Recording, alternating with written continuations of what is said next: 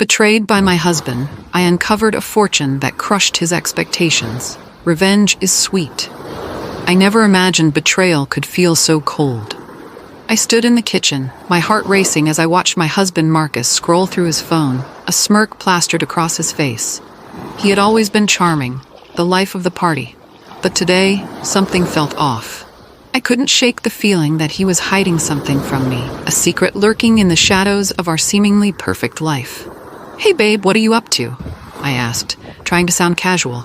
He looked up, his smile widening. "Just checking some investments," he replied, his voice too smooth, too rehearsed. My stomach nodded. I knew he had been investing, but I had no idea how deep it went. I decided to brush it off, convincing myself I was overreacting. After all, we were happily married, at least I thought we were. But as the days passed, I couldn't shake the nagging doubt. I had always trusted him implicitly, but trust can be a fragile thing. A week later, everything changed. I returned home from work, exhausted after a long day. As I opened the door, a wave of anxiety washed over me.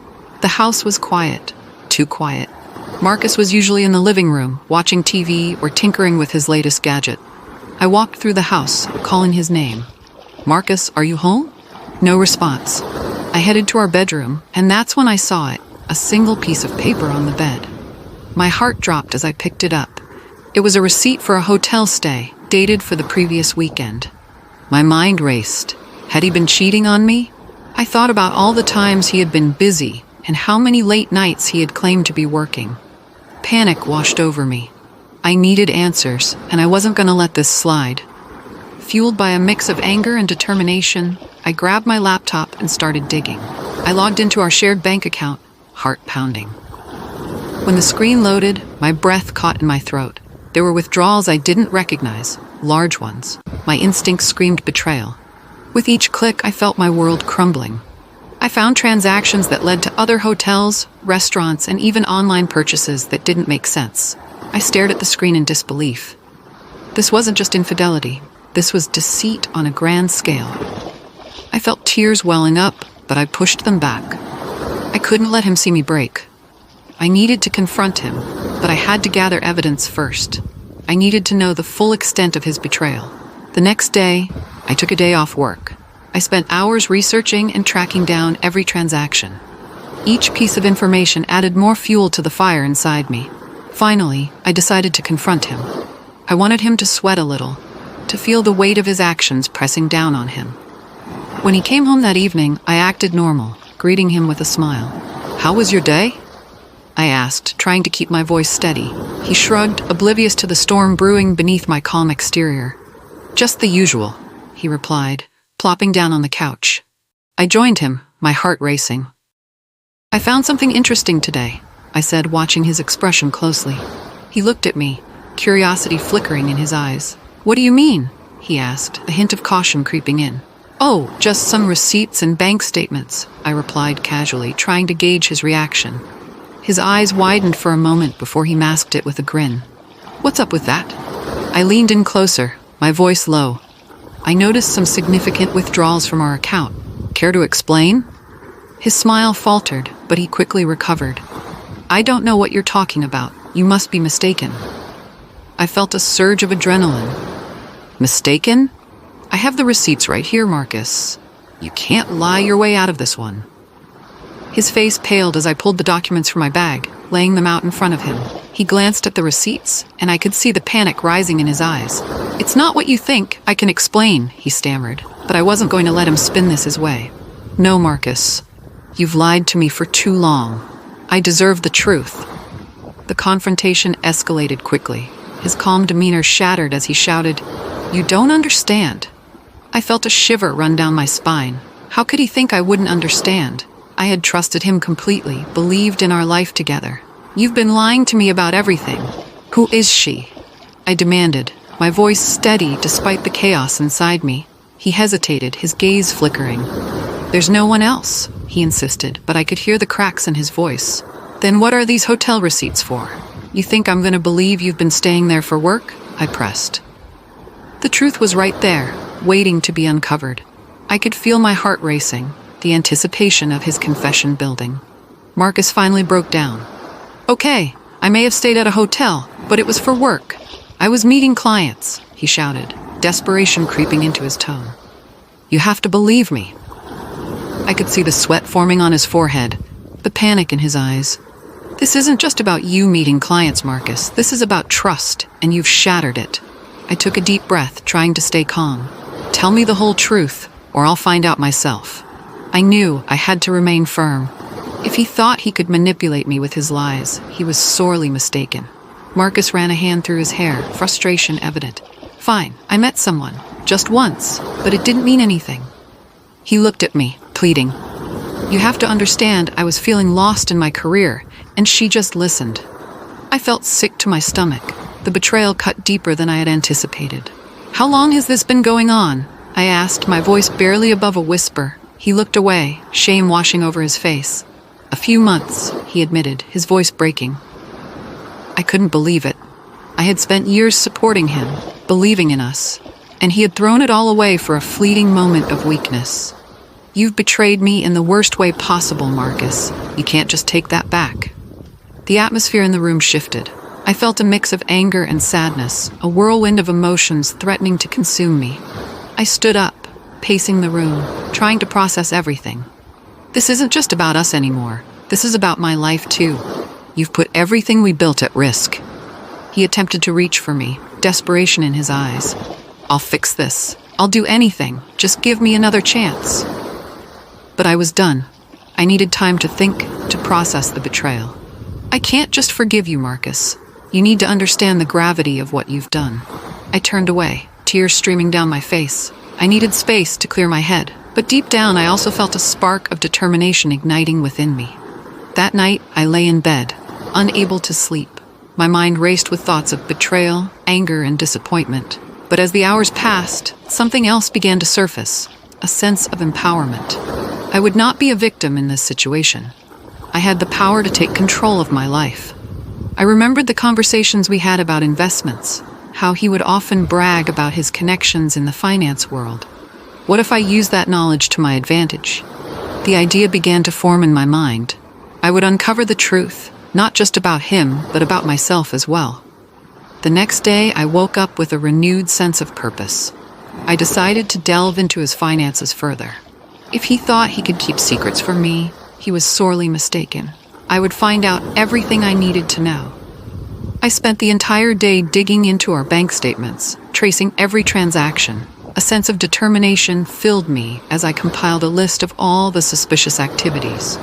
Marcus had been living a double life, and it was time for me to expose it. As I pieced together the puzzle, I stumbled across something shocking.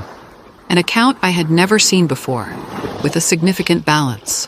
My heart raced as I realized it was linked to an offshore investment. What was he hiding? I felt a rush of adrenaline. This was my chance to uncover the truth and use it against him. I knew I had to be careful, though. I needed to gather more evidence before confronting him again. After weeks of research, I had built a solid case against Marcus. I discovered hidden assets, secret accounts, and even investments he had made without telling me. The betrayal cut deeper with each new revelation. But amidst the anger, I began to feel a sense of freedom. I was no longer the woman who depended on her husband for stability. I was reclaiming my life, my power. I even started looking into my own investments, learning about stocks and properties. I realized I had been so focused on Marcus that I had neglected my own financial independence. That would change. I would not only uncover the truth, but also build my own fortune. With my newfound knowledge, I decided to take action. I met with a financial advisor to discuss my options. I wanted to invest wisely, to create a safety net for myself. As we discussed potential ventures, a sense of excitement washed over me. I was ready to take charge of my future. I would not let Marcus's betrayal define me. Instead, I would rise above it, stronger than ever. I set clear goals for my investments, determined to build a life I could be proud of.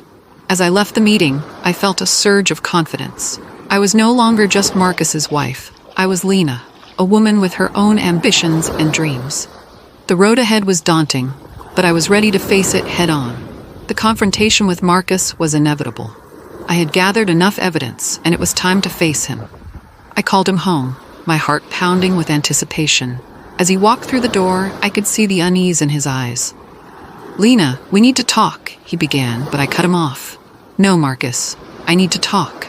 I laid out the evidence I had collected, watching as his face drained of color.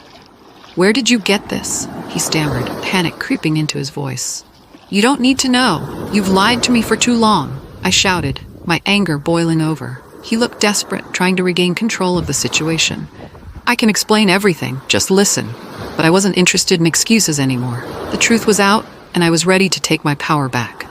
"I want a divorce," I said, my voice steady. The words hung in the air, heavy and final. Marcus's eyes widened in shock. "You can't be serious," he protested, but I stood firm. "I am serious. You've betrayed my trust in our marriage. I deserve better than this." I felt a sense of relief wash over me as I spoke those words. I was taking control of my life, and it felt empowering. "Please, Lena, let's work this out," he pleaded, but I shook my head. "There's nothing left to work out. I need to focus on myself now. I'm done living in your shadow." With that, I turned away, feeling a weight lift off my shoulders. I knew this was just the beginning of a long journey, but I was ready to embrace it. The weeks that followed were a whirlwind of emotions. I filed for divorce and began the process of untangling our lives. With each passing day, I felt stronger and more determined. I focused on my investments, learning everything I could about managing my finances. I started attending workshops, networking with other women in finance. I felt a sense of camaraderie with these women, all of us striving for independence and success. They inspired me to push harder, to break free from the past. As I gained knowledge, I also gained confidence. I began making strategic investments, watching my portfolio grow. For the first time in my life, I was in control of my financial destiny, and it felt exhilarating. Despite the challenges, I found solace in my new routine. I dedicated time to self-care, focusing on my mental and physical health. I took up yoga, meditation, and even started journaling. Each practice helped me process my emotions and build resilience. One evening, as I sat on my balcony, sipping tea and watching the sunset, I reflected on how far I had come. I had transformed from a woman defined by her marriage to a woman in control of her own destiny. But there was still one final piece I needed to confront: Marcus. I knew I had to face him one last time, to gain closure and reclaim my peace. I decided to meet him at a local cafe, a neutral ground where we could talk. As I walked into the cafe, my heart raced. I spotted Marcus at a corner table, looking nervous. He fidgeted with his coffee cup, avoiding my gaze. I took a deep breath and approached him. "Thanks for meeting me," I said, trying to keep my voice steady. He looked up, surprise flickering in his eyes. "I didn't think you'd actually come," he admitted. "I'm here for closure," I replied. "I need to understand why you did this," he sighed, running a hand through his hair.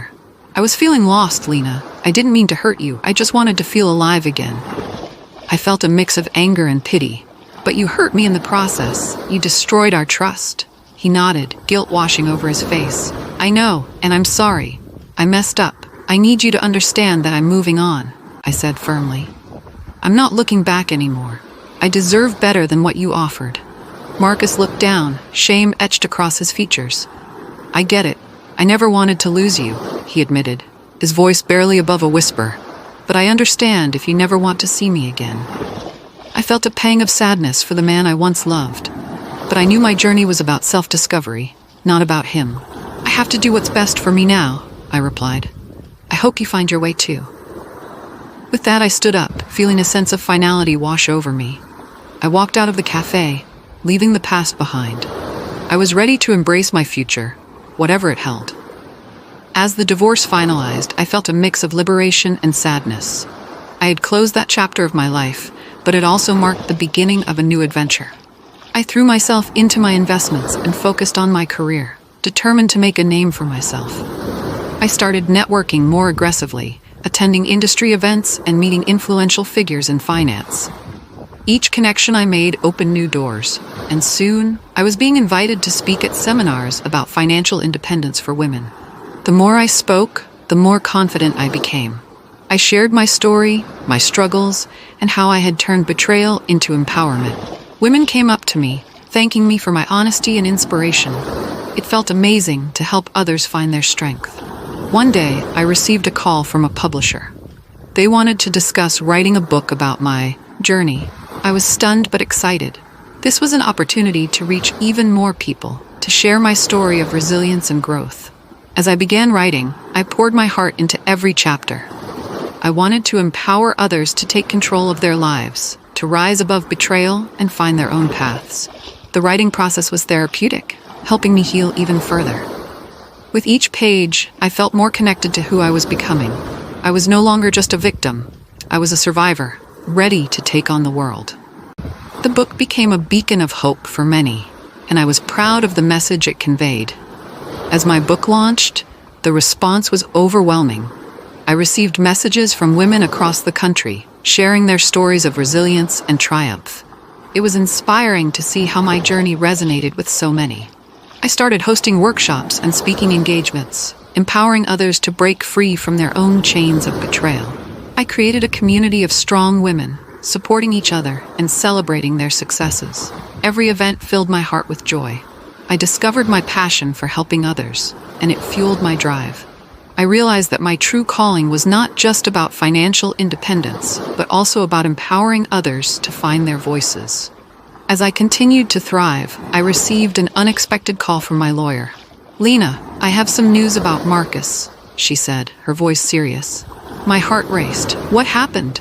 "He's in trouble," she replied. "It seems his investments aren't doing well, and he's facing some serious financial issues." I felt a mix of emotions. Part of me wanted to feel sorry for him, but another part felt vindicated. I remembered the pain he had caused me, the way he had betrayed my trust. "What does that mean for me?" I asked, trying to remain focused. "He's trying to reach out to you for help," she responded. My heart sank. I didn't want to be dragged back into his chaos. "No, I can't help him," I replied firmly. "I've moved on. I've built my life without him, and I won't let him back in." Despite my determination, I couldn't shake the feeling of unease. I had spent so long rebuilding my life that the thought of Marcus re-entering it was unsettling. I had to remind myself of my strength and the journey I had taken. I continued to focus on my work, pouring my energy into my community and my book. I felt fulfilled in a way I never had before. With each passing day, I grew more confident in my decisions and my future. As the months went by, I heard less about Marcus. He seemed to fade from my life, just as I wanted. I was finally at peace, embracing the abundant life I had created for myself. I was no longer defined by my past, but by the strength I had gained. One evening, I found myself sitting on my balcony watching the sunset. The sky was painted in hues of orange, pink, and purple, a beautiful reminder of the journey I had taken. I reflected on everything that had happened over the past year. The betrayal that once shattered my world had transformed into a stepping stone toward my own empowerment. As the sun dipped below the horizon, I felt a wave of gratitude wash over me.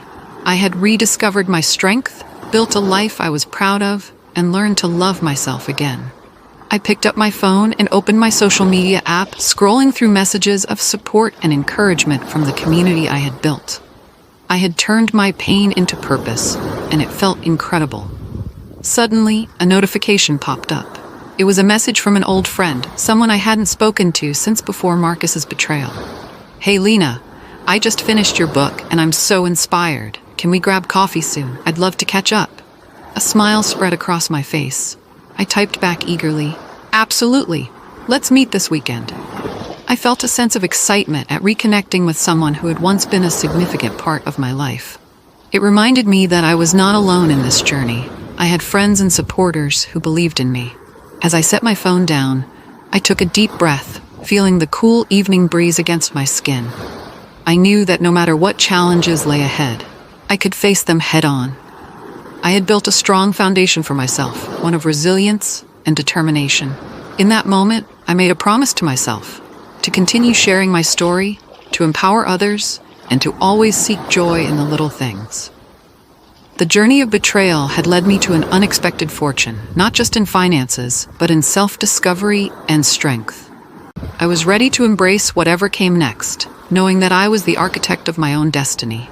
The sun finally disappeared, leaving the sky darkening into a deep navy blue, and I felt a sense of peace settle in my heart. I was ready for this new chapter of my life, one filled with hope, possibilities and the sweet taste of revenge that came from rising above my circumstances.